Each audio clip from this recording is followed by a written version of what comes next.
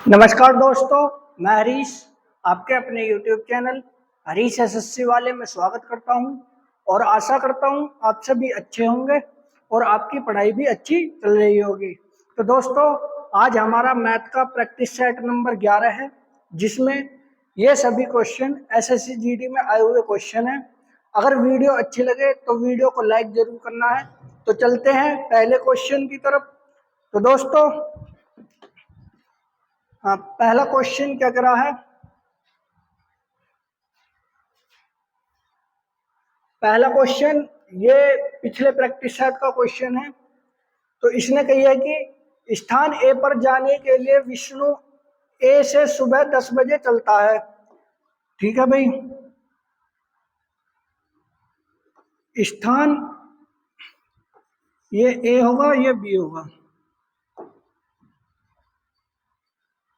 अब उसने कही आगे कितने बजे चल रहा है? 10 बजे चल रहा है भैया, 10 बजे।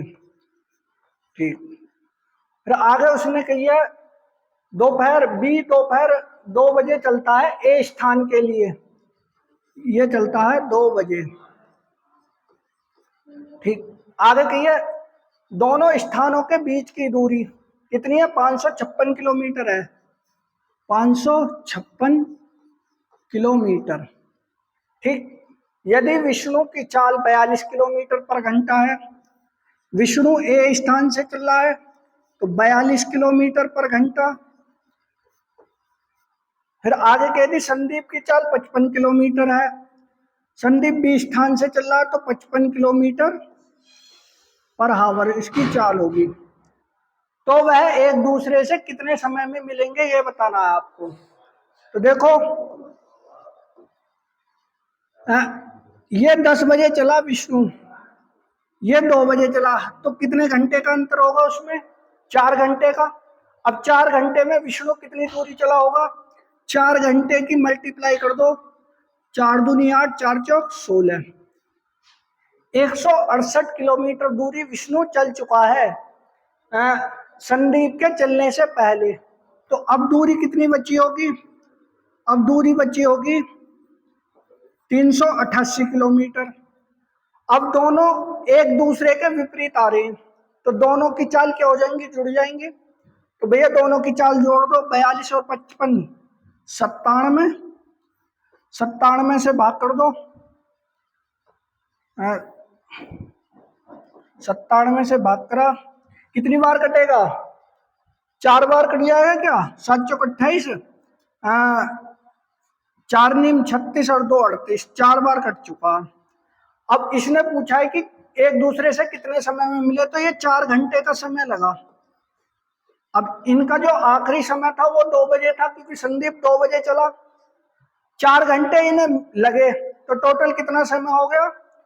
2 बजे चला, 4 घंटे इसे लगे, तो 6 बजे, शाम के 6 बजे वो एक दूसरे से क्या होंगे? मिलेंगे। ठीक है, तो इसका सही answer option number B. Question simple था, अगर इसे इस मेथड से करोगे तो आसान पड़ जाएगा। वहीं अगले क्वेश्चन की तरफ चलते हैं।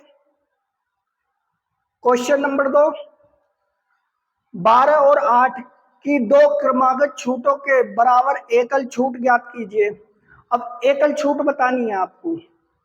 तो 12 और 88 की एकल छूट, तो 100 में से 12 गए 88 मल्टीप्लाई 92। अब एकल छूट निकालनी है तो बटे 100। ठीक, अब इनकी मल्टीप्लाई कर दो, बटे 100 कर देना, उसे फिर जो आंसर आपका आएगा उसे 100 में से घटा देना। अब अगर इसकी सिंपल गुणा करनी है तो 100 - 8 मल्टीप्लाई 88 बटे 100, ऐसे कर लेना सिंपल। 8800 माइनस 64 70 बटे 100। अब इसमें से घटा दो इसे, तो 6 9 0 8 बटे 100। भैया अब इनकी भाग कर ली, ये 2 पॉइंटों से यहाँ लग जाएगा, अर्थात इसे 100 में से घटा दो तो कितना आ जाएगा? लगभग आ जाएगा 19.04%। एकल छूट दी जानी चाहिए, 19.04 एकल छूट। इसका सही आंसर ऑप्शन नंबर बी। ठीक, अगले क्वेश्चन की तरफ चलते हैं। दो संख्याएं दी हुई हैं 28-42 के लहसा और मैसे का अनुपात ज्ञात करना है। अब इनका लहसा और मैसे बताना है 28 का और भैया 42 का। 28 और 42 का लहसा, 28 के गुणनखंड क्या हो जाएंगे, 2 मल्टीप्लाई 7। ठीक, अगर 42 की बात करूं 2 मल्टीप्लाई 3 मल्टीप्लाई 7। अगर मैं मैं से निकालूं, पहले लय से निकाल लो, क्योंकि लय से का अनुपात पूछा है ना, लय से मैं से। अब इनका अनुपात निकालना है। देखो 2 यहाँ भी काउंट है, यहाँ भी काउंट है, तो 1 2 लिख लिया। 2 यहाँ काउंट तो नहीं है, नहीं है। 7 यहाँ भी काउंट है, यहाँ भी काउंट है, तो 1 7 लिख लिया मल्टीप्लाई 3। अब मैं से निकालने के लिए सिर्फ वही अंक लिए जाएंगे जो दोनों में कॉमन हो।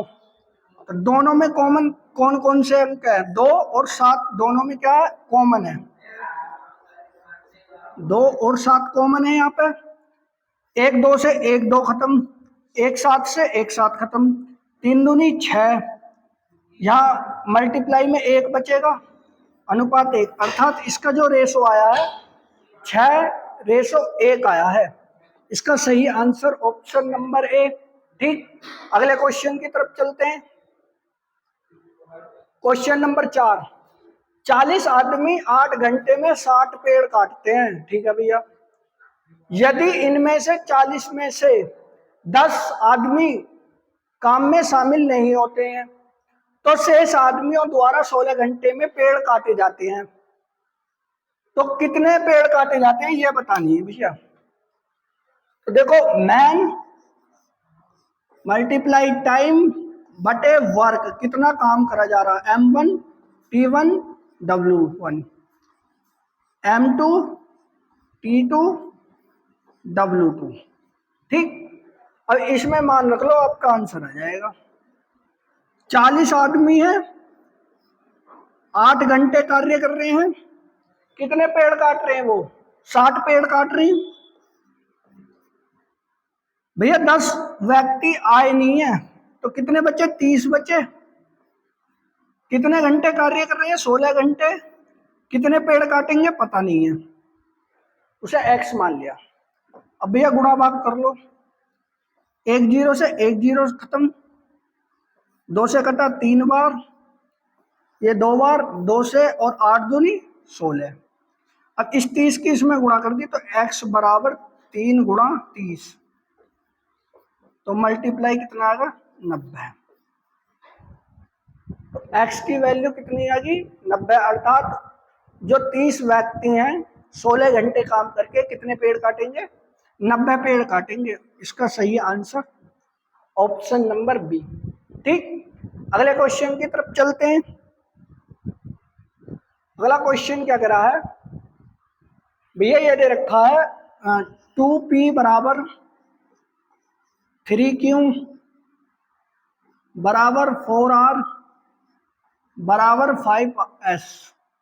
ठीक, अब इनका रेशो पूछा, रेशो बताना है हमें, तो रेशो निकालते हैं। रेशो निकालने के लिए इनका एलसीएम लेना पड़ेगा। अब इनका एलसीएम क्या आएगा भैया, इनका एलसीएम आ जाएगा 60। अगर मैं P अनुपात Q अनुपात R अनुपात S निकालता हूं तो 2 से 60 को भाग दी तो 30 बार, रेशो क्यों 3 है, 3 से भाग दी 60 को तो 20 बार, R 4 है, 4 से भाग दी तो 15 चौका 60। अगर मैं 5 से 60 को भाग दूंगा तो 12, तो इनका जो रेशो आया है भैया, इनका रेशो आ गया 30:20:15:12। तो इसका सही आंसर है, कौन सा सही आंसर है इसका? तो इसका सही आंसर है ऑप्शन नंबर डी। ठीक, अगले क्वेश्चन की तरफ चलते हैं। क्वेश्चन नंबर 6, एक बैग में केवल 1 रुपये, 2 रुपये और 5 रुपये के मूल्य वर्गों के सिक्के, भैया 1 रुपये के, 2 रुपये के और 5 रुपये के, ये सिक्कों का जो अनुपात है 12:5:3। अब इन सिक्कों की संख्या बराबर कर लो। 12 की मल्टीप्लाई 1 में कर दी तो 12 एकम 12, 2 की मल्टीप्लाई 5 में कर दी 10, और 5 की मल्टीप्लाई 3 में कर दी 15। इनका रेशो ये आया है।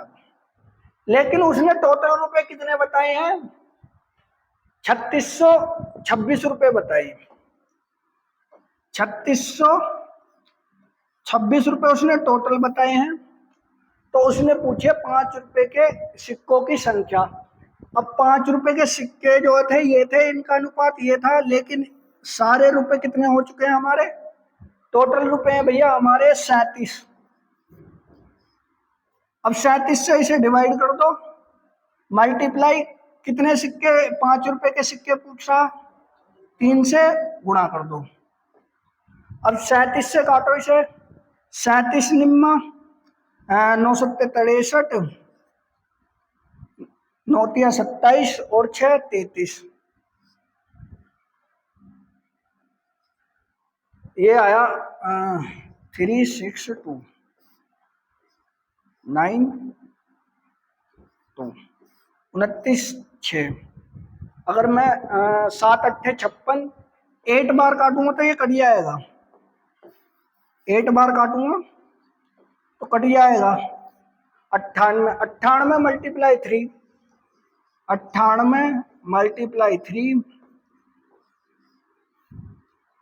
3 नम 27 और 2 29। तो कितने सिक्के आए टोटल 5 रुपए के? 5 रुपए के सिक्के आ गए 294। 5 रुपए के सिक्के आए 294। अगर मैं बात करूं भैया कि 2 रुपए के कितने सिक्के आएंगे, तो मल्टीप्लाई 98। अगर 1 रुपए की बात करूं मल्टीप्लाई 98 कर दो, आपके क्या है 1 रुपए के सिक्के आ जाएंगे, 2 रुपए के सिक्के आ जाएंगे और 5 रुपए के सिक्के आ जाएंगे। ठीक है, अगले क्वेश्चन की तरफ चलते हैं। प्रकाश का वेतन 7000 रुपये था। ठीक है भाई, यदि उस वेतन में 8% की वृद्धि होती है तो उसका नया वेतन कितना होगा?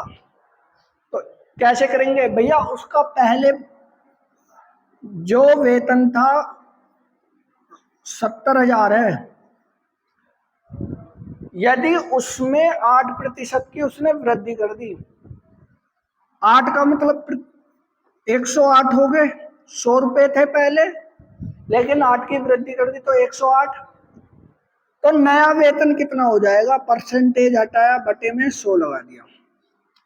अब 2 जीरो से 2 जीरो खत्म, 700 की और 108 की मल्टीप्लाई कर लो।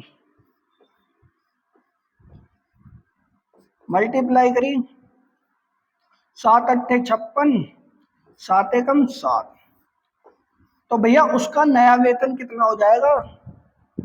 75,600 रुपये उसका नया वेतन हो जाएगा। Option number C. ठीक, अगले क्वेश्चन की तरफ चलते हैं।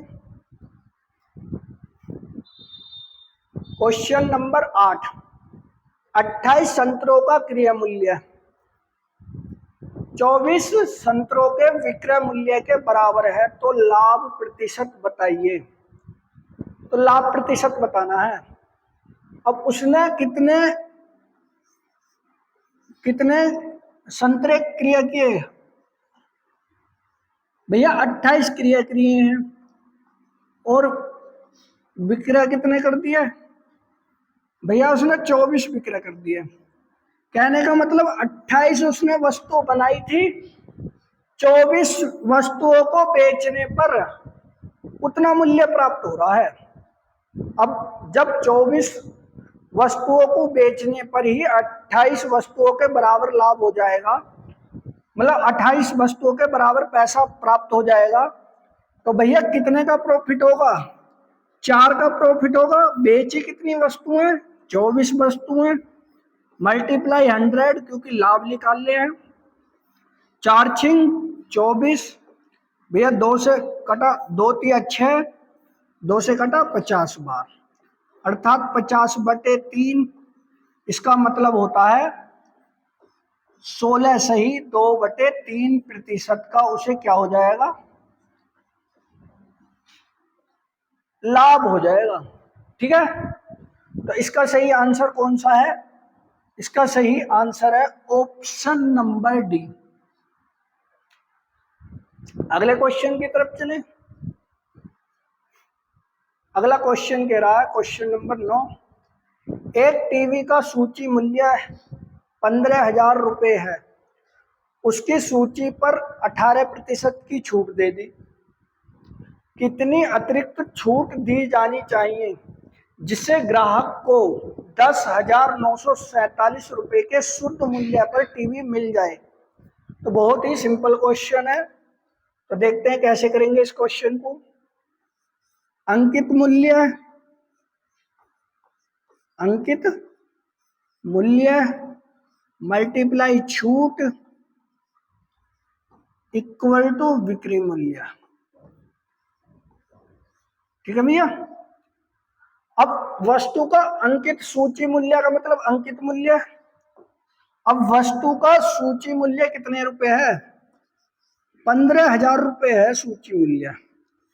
उसने 18% की छूट दे दी, तो हमारा जो वास्तविक मूल्य बचा वो 82 बचा, 82/100।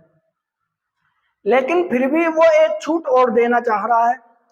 अब एक छूट देना चाह रहा है, हमें थोड़ी ना पता है कि क्या छूट है, कितने % की है, लेकिन उसने कह दी कि मुझे वस्तु जो खरीदनी है वो 10,947 रुपए की खरीदनी है।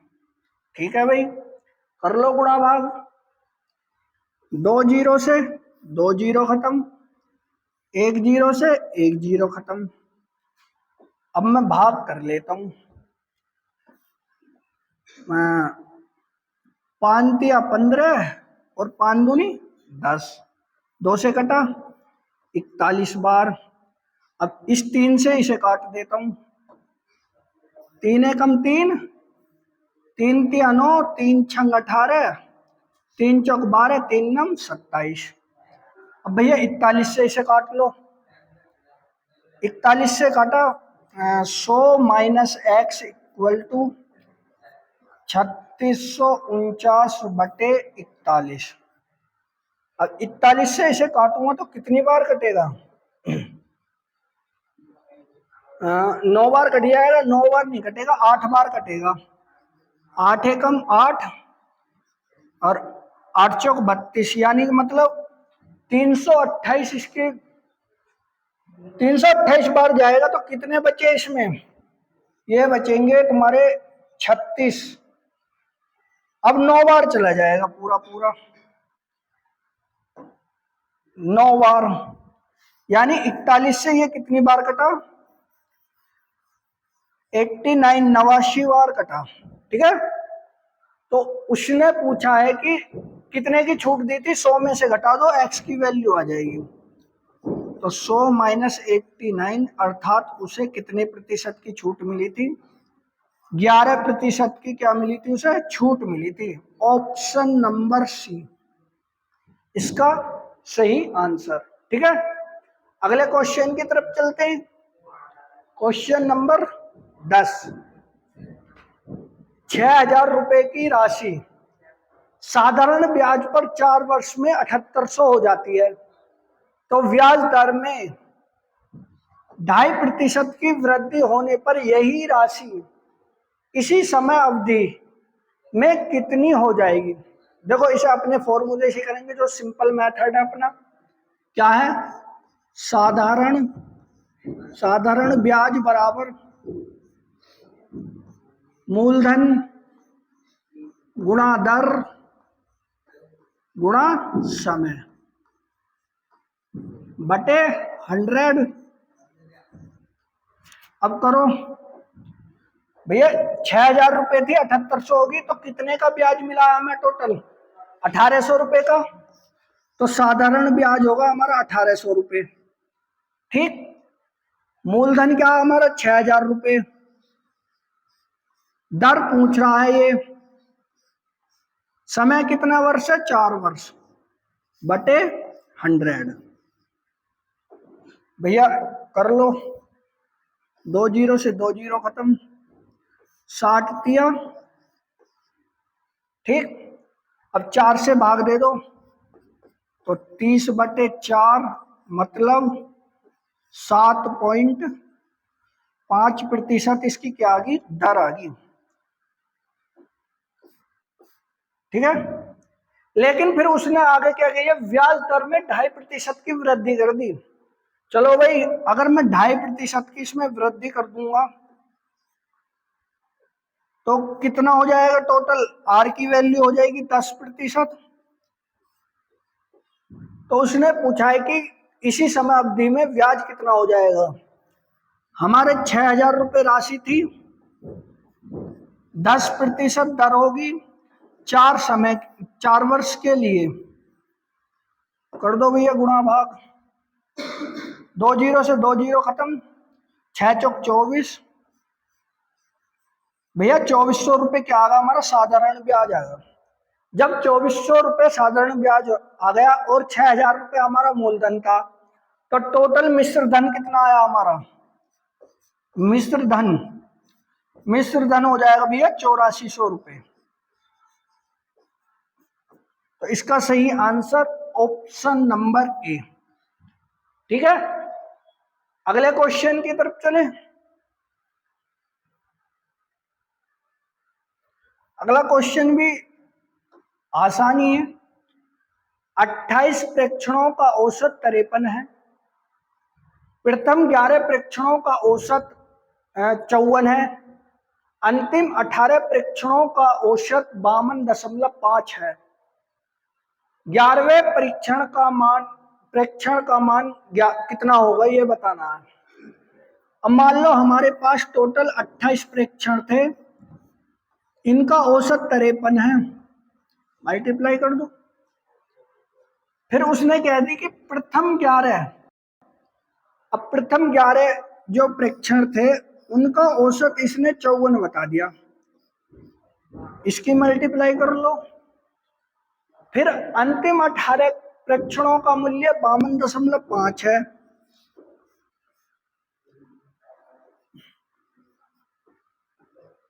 इनकी मल्टीप्लाई कर लो। अब ये जो बैठ रहे हैं 29 बैठ रहे हैं, लेकिन ये जो बैठ रहे हैं 28 हैं, 28 प्रेक्षण है, पर इन्हें जोड़ने पर 29 बैठ रहे हैं। तो जो 11वां परीक्षण है वो 2 बार काउंट हो गया। तो भैया इन दोनों की मल्टीप्लाई करके इन्हें ऐड कर देना और इस वाले को इनमें से घटा देना, आपका आंसर आ जाएगा। ठीक है, तो इसका आंसर मुझे कमेंट में करना है। अगले क्वेश्चन की तरफ चलते हैं। अगला क्वेश्चन बहुत सिंपल क्वेश्चन है। 250 मीटर लंबी रेलगाड़ी, 350 मीटर लंबी रेलगाड़ी 250 मीटर लंबे पुल को 20 सेकंड में पार करती है। ठीक है भाई, तो रेलगाड़ी की चाल क्या है, किलोमीटर पर घंटे में बतानी है। तो बहुत सिंपल क्वेश्चन है। देखो रेलगाड़ी की जो लंबाई है वो 350 मीटर है। ठीक है भाई, अब वो किसी पुल को पार करेगी और पुल की जो लंबाई है 250 मीटर है, तो सीधी सी बात है अपनी लंबाई तो पार करेगी, पुल की भी तो लंबाई पार करेगी। तो टोटल जो लंबाई हो जाएगी वो कितनी हो जाएगी भैया, 600 मीटर हो जाएगी। ठीक है, 20 सेकंड में पार करती है। समय हमारा t कितना है, 20 सेकंड। अब भैया फॉर्मूला लगा लो अपना, चाल बराबर दूरी बटे समय। चाल बराबर दूरी बटे समय। अब दूरी 600 मीटर, चाल समय 20 सेकंड, लेकिन आंसर काय में बताना हमें, किलोमीटर पर घंटे में। और किलोमीटर पर घंटे में बनाने के लिए 18/5 से गुणा कर लो। अब इनकी काटापीटी कर लो, 1 0 से 1 0, 5 दूनी 10 का मतलब 1 0 और खत्म। 18 छिक्का 108, तो उसकी जो चाल आ गई 108 किलोमीटर पर घंटा। किसकी चाल थी, रेलगाड़ी की चाल। तो इसका सही आंसर ऑप्शन नंबर डी। ठीक, अगले क्वेश्चन की तरफ चलते हैं। बेलन का आयतन क्या होगा यदि बेलन की त्रिज्या 10 सेंटीमीटर, ऊंचाई 20 सेंटीमीटर है। देखो, अगर इसका फॉर्मूला आपको पता है तो इस क्वेश्चन को आप आराम से सॉल्व कर लोगे। ठीक है, अगर मैं बात करूं त्रिज्या की तो 10 सेंटीमीटर दे रखी है। अगर मैं बात करूं ऊंचाई की तो 20 सेंटीमीटर दे रखी है। ठीक है, तो पूछा क्या है, बेलन का आयतन पूछा है। बेलन का आयतन, बेलन का आयतन का जो फॉर्मूला होता है जिसे हम डिनोटेड करते हैं V से,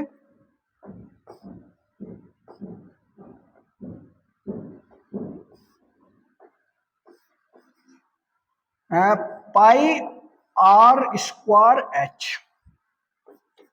इस फॉर्मूले में मान रख लो, आंसर आ जाएगा। देखो, पाई की वैल्यू कह रखी है उसने 3.14, आर की वैल्यू कितनी है हमारी 10 सेंटीमीटर, तो 10 का वर्ग कर देना है।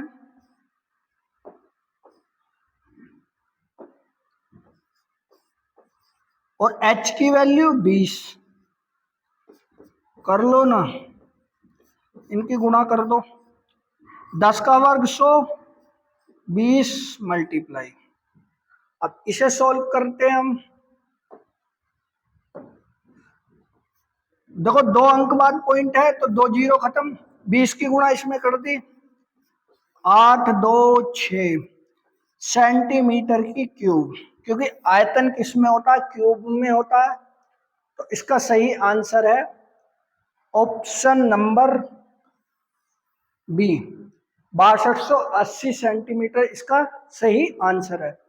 अगले क्वेश्चन की तरफ चलते हैं।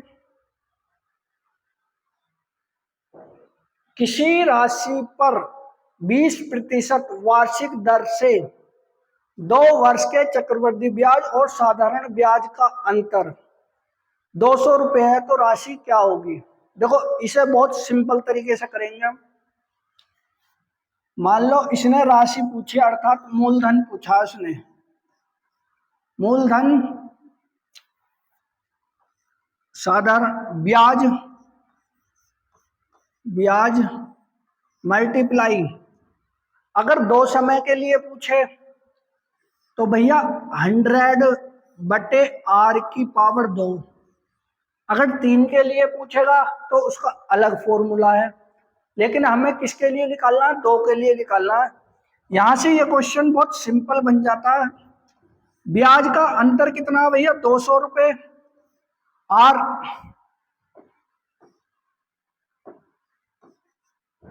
आर की वैल्यू हमारी 20% दे रखी है।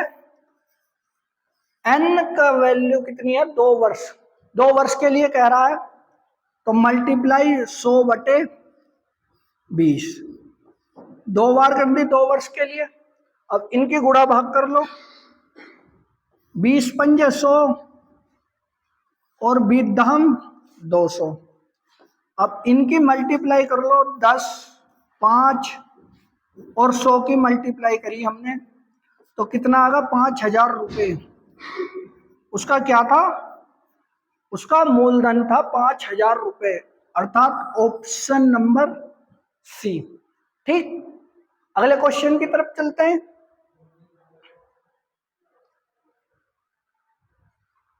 क्वेश्चन बहुत बढ़िया है, देखते हैं कैसे होगा।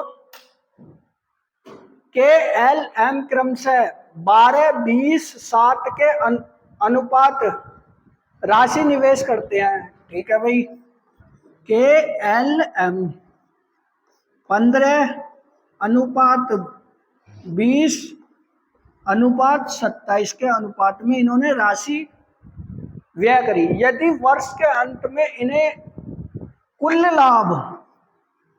लाभ जो हुआ है 10,230 रुपये का, और हमने कितनी राशि लगाई है 27, लगभग 62, हमने 62 लगाई है राशि। अब देखते हैं सबका लाभ निकल के आ जाएगा। तो 62 से भाग करा, तो भैया 62 से अगर हम इसे भाग करेंगे 31 बार, 2 से कटा, 2 पंजे 10, 2 एकम 2, 2 एकम 2, 2 पंजे 10। अब भैया इसे फिर भाग कर लो, 31 से कटा, 31 एकम 31, 20 बचे, 31 6 से काट लो, 186 हो जाएगा। 186 का मतलब 15 बचे, फिर पंजे बार काट लो। तो इसका ये जो कटा है पूरा पूरा कटा है 165 बार कटेगा। एक की वैल्यू 165 है, तो उसने कहा है के और एल के मध्य कितना अंतर होगा। तो इनका के और एल के बीच का अंतर कितना आ रहा है, 5 आ रहा है। 5 से मल्टीप्लाई कर दो, 5 पच्चे 25, 5 छंग 30, 5 एकम 5, 3 8, अर्थात 825 रुपये। इन दोनों की राशियों के बीच का जो अंतर है वो है 825 रुपये। इसका सही आंसर ऑप्शन नंबर डी। ठीक, अगले क्वेश्चन की तरफ चलते हैं। क्वेश्चन नंबर 16, दुकानदार 10 किलो और 30 किलो मूल्य वाली दाल को 2 किस्मों को किस अनुपात में मिलाया जाना चाहिए कि प्राप्त मिश्रण मूल्य 15 रुपये केजी हो जाए। देखो इस क्वेश्चन को हम कैसे करेंगे, एलिगेशन से करेंगे। इस क्वेश्चन को एलिगेशन लगाते हैं ना इसमें, तो लगाइए। पहली जो दाल थी 10 रुपए किलो वाली थी, ठीक, दूसरी 30 रुपए किलो वाली दाल है, लेकिन वो जो टोटल में बेच रहा 15 रुपए किलो में बेचना चाह रहा है। एलिगेशन लगा दो भैया। तो इसका जो एलिगेशन निकल के आएगा 30 में से 15, 15 में से 10 गए 5, तो 5 15, 3 अनुपात 1, ये 3 बार कटेगा। तो इसका जो रेशो आया है 3 अनुपात 1 का रेशो, ऑप्शन नंबर ए। ठीक, अगले क्वेश्चन की तरफ चलते हैं। ए, बी और सी अलग अलग काम करते हुए किसी काम को इतने दिन में 11 दिन, 20 दिन और 55 दिन में कर सकते हैं। यह तीनों मिलकर इस काम को कितने दिन में पूरा करेंगे। बहुत सिंपल क्वेश्चन है। ए, बी और सी 11 दिन, 20 दिन और 55 दिन में भैया कार्य कर रहे हैं ये। अगर मैं इनका एलसीएम निकालता हूं तो भैया एलसीएम आ जाएगा इनका 220, इनका एलसीएम आ जाएगा 55 चौका 220। अगर मैं 20 से काटूंगा 11 बार, 11 से काटूंगा तो 20 बार। उसने पूछा तीनों मिलकर इस काम को कितने दिन में पूरे करेंगे। तीनों की क्षमताएं आ गई, क्षमताओं से भाग दे दो 35। तो भैया इसे भाग दो ना, 5 से कटा 5 सत्ते 35, 5 से कटा 5 चौक 20, 5 चौक 20, तो 40/7 अर्थात 7×42 सही 60 डे में क्या करेंगे, वो तीनों मिलकर कार्य को समाप्त कर लेंगे। तो इसका सही आंसर क्या है? 6 सही 2/7 दिन में, ऑप्शन नंबर ए। ठीक, अगले क्वेश्चन की तरफ चलते हैं। क्वेश्चन बहुत सिंपल है ये भी। 1 से 9 तक की कितनी भाज्य संख्याएं हैं? ठीक है, एसएससी में आया हुआ क्वेश्चन है, और ऐसे क्वेश्चन जो पूछता है ग्रुप डी, रेलवे का जो भी एग्जाम है उसमें पूछता है। तो भैया इस क्वेश्चन को कैसे करेंगे? देखो, सबसे छोटी जो भाज्य संख्या है वो 4, ठीक, फिर 6, 8, 9, 10, 12, 14, 15, 16, 18। अब ये टोटल कितनी संख्या हो चुकी है? 2, 4, 6, 8, 10।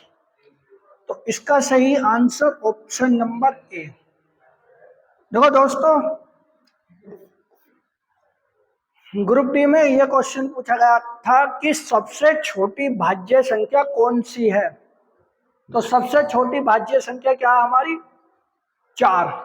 ठीक है, ध्यान रखना, ग्रुप डी में या रेलवे के किसी भी एग्जाम में यह क्वेश्चन पूछ लेता है। अगले क्वेश्चन की तरफ चलते हैं।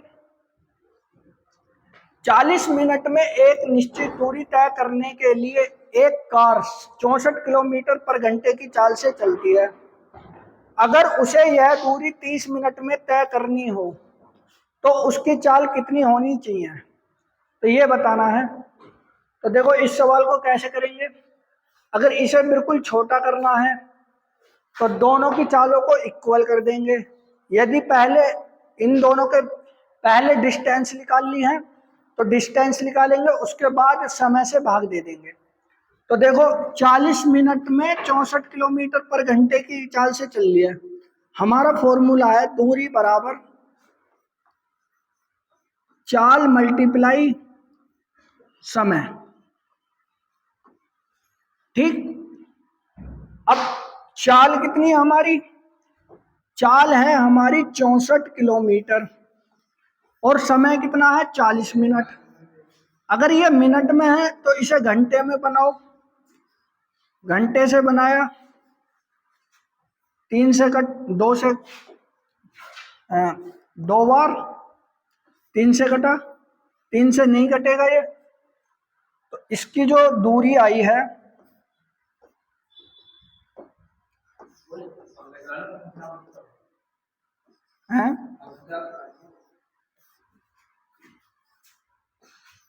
इतने किलोमीटर, इसकी क्या आ गई? दूरी आ गई। अब उसने पूछा है यह दूरी 30 मिनट में तय करने के लिए उसे कितनी चाल से चलना पड़ेगा। अब 30 मिनट में चलने के लिए चाल, तो चाल बराबर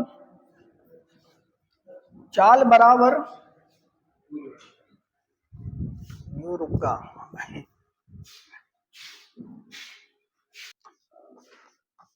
चाल मल्टीप्लाई समय।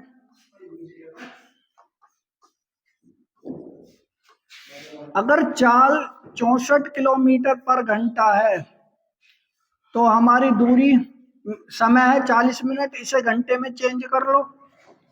घंटे में चेंज करिए, 0 से 0 खत्म, 2 3 6, 2 दूनी 4। अब इनकी मल्टीप्लाई कर दो, 128/3 किलोमीटर इसकी दूरी आ गई है।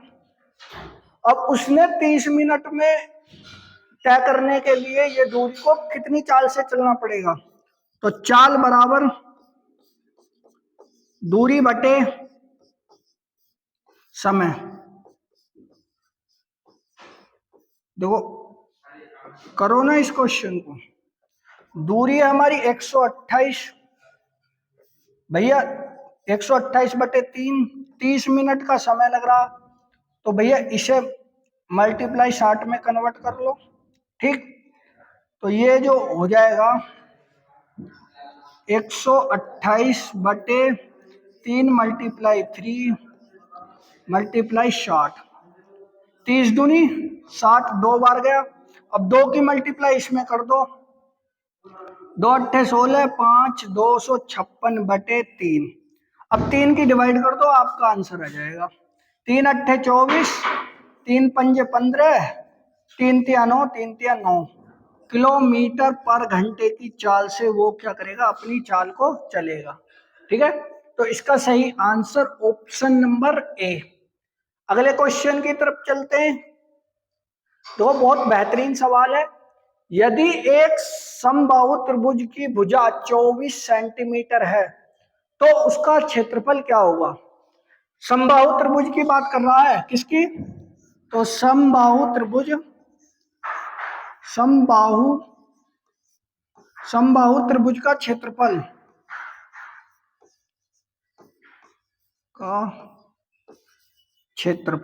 क्या होता है भैया?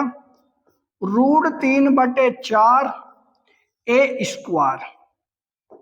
अब इस फॉर्मूले में देखो, जिसे इस फॉर्मूले का पता होगा वो इसका आंसर आराम से निकाल लेगा। तो भैया √3/4, ए का मान कितना है? ए का मान 24 है, मल्टीप्लाई 24 मल्टीप्लाई 24, 4 से भाग करी, 4 छिंग 24। अब इनकी गुणा कर लो तो 6 चौक 24, 6 दूनी 12, 2 14। इसका ये जो क्षेत्रफल आया समबाहु त्रिभुज का, 44√3 सेंटीमीटर स्क्वायर, इसका क्या आया है? आंसर आ चुका, क्षेत्रफल है। ठीक है, तो दोस्तों ये लगभग 20 क्वेश्चन थे। सभी क्वेश्चन एसएससी जीडी में आए हुए क्वेश्चन थे। अगर आपको क्वेश्चन अच्छे लगे हों तो वीडियो को लाइक जरूर करना है, चैनल को सब्सक्राइब कीजिए। जय हिंद, जय भारत।